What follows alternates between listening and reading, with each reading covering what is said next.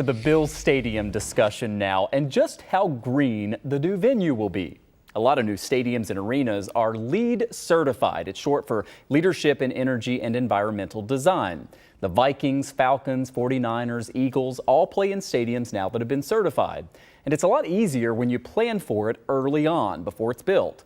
So it surprised some people that such a certification apparently isn't in the works here in Western New York, as we heard from the county executive a few days ago. I do not believe they're seeking LEED certification, but I do believe, and I do know, it will be much more environmentally friendly in many aspects than the current facility and the complex is right now. It probably add hundreds of millions of dollars to the cost of the football stadium. All right, joining us now is reporter Shoemaker with our nonprofit partners at Investigative Post. We appreciate you coming in. I know you've been doing a lot of reporting on the Bills Stadium. We had your story on the air here last week, looking at all these other places where they're doing this LEED certification. We've heard that there were encouraging signs that the Bills were going to be going green with this new stadium, but now we hear that from the county executive, and I know the dollar figures that he cited there might not be entirely accurate. Yeah, so like you mentioned, last week we reported on basically what is now a trend in the NFL. 3 of the last 6 NFL stadiums that have been built have been LEED certified, and others are doing a lot of work to become green and sustainable.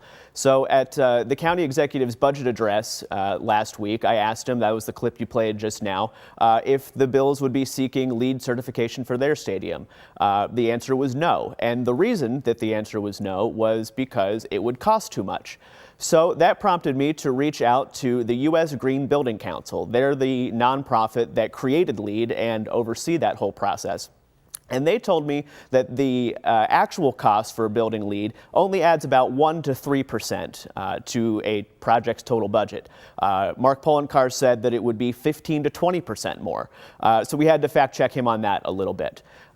And other experts I spoke to, they basically said, you know, this is a missed opportunity. LEED is just a set of guidelines that you can follow to check off boxes and say, we're going to do this, this, this, and this to be green and sustainable, and maybe not some of these other things, but it provides that level of transparency and that level of assurance that they are doing something.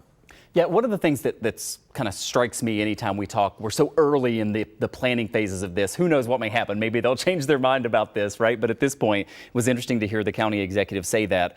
New York State is all about going green, right? And has all these rules and regulations in place. It almost surprised some of us when we talked about this today that there isn't like a law in the state that says you have to go green or get LEED certification. Yeah, so in Erie County, as the county executive mentioned, the county-owned buildings, they do, I believe, have to be built to LEED standards, or they have to have some kind of sustainability element in there.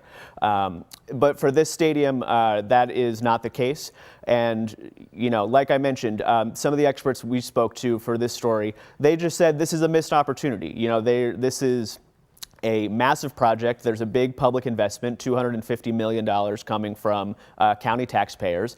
And this is something that's hopefully going to last for decades. And some people have mentioned when we look back on this from 2040, 2050, are we going to be happy with the choices we made? And finally, J. Dale, we're going to hear from a UB expert at 6 o'clock, kind of furthering this reporting, and I know you talked to her as well. I've only got about a minute left. That when you do this, you end up saving money in the long run, right? So it seems like a short-sighted thing if we don't sort of go down this road. Sure, and that's basically the main argument that the U.S. Green Building Council makes, is they say, yeah, on the front end, this might add 1% to 3% to your total project cost, but over the life of that project, you end up saving money because you're conserving electricity, you're conserving water, you might even be reducing the waste that you produced or the sewage that you're producing, and all of that saves on tipping fees at the landfill, saves on the water bill, and saves on the electricity bill. A story that I know you'll continue to follow. Make sure you go to investigativepost.org. You can read more on J. Dale's reporting here with Investigative Post. Thanks so much for coming in. Good to see you in person. Yeah, thanks, Mike.